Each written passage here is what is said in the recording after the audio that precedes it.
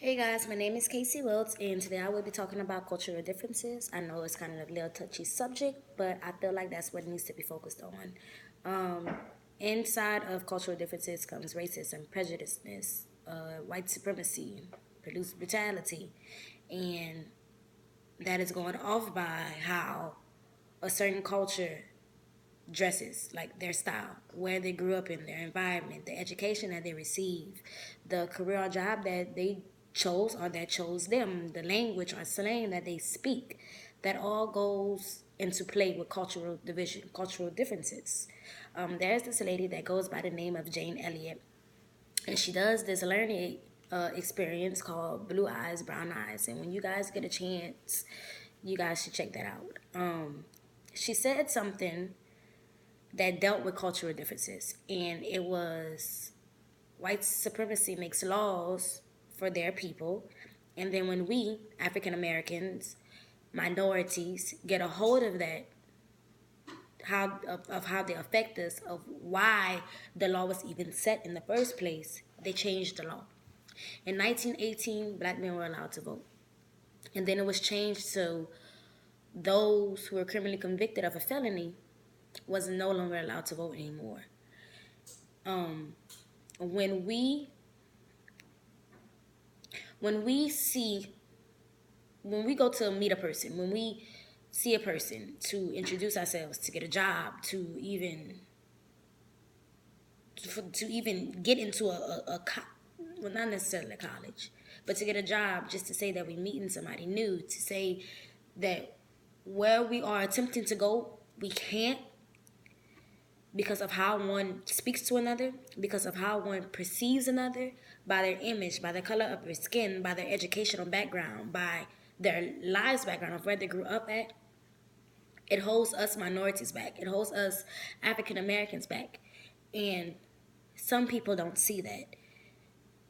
Perception is everything.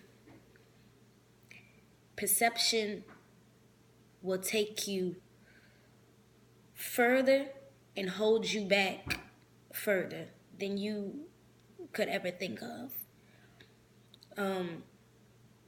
I feel like we live in a society where people are allowed to treat those who are different in an ugly way because of their differences. It's many times that Caucasians or other higher ethnicities or heritage cultures can run away from the problem when they don't feel like talking about it. Minorities and African Americans doesn't have the right to do that because we are constantly dragged through the mud. We are constantly penalized for actions that we feel needs to be done to earn the respect that we should have had long ago. The system was created for white supremacy. The idea of the race, the social interaction, is that's based on division, and all division as people was stopped with the system, the policies, the violence, the society as a whole. Stop with those that the division of people affect. Once those things stop, those cultural divisions that are always affected by those main things, once those are gone and everyone can actually be equal because we are in America, things will stop. Prejudice will stop. White supremacy will stop. Racism will stop. As an individual, you have to change and not conform to what society has told you to do. There's many people that grew up in a background because that's how they grew up and that's what they know. You're your own mind and you're your own person, so you should know what's right and what's wrong. You should feel what's right and what's wrong. If anyone other than an African American or minority had to say, I agree with how they're treated, there's a problem that lies within you. Because at the end of the day, on the inside, how different are we?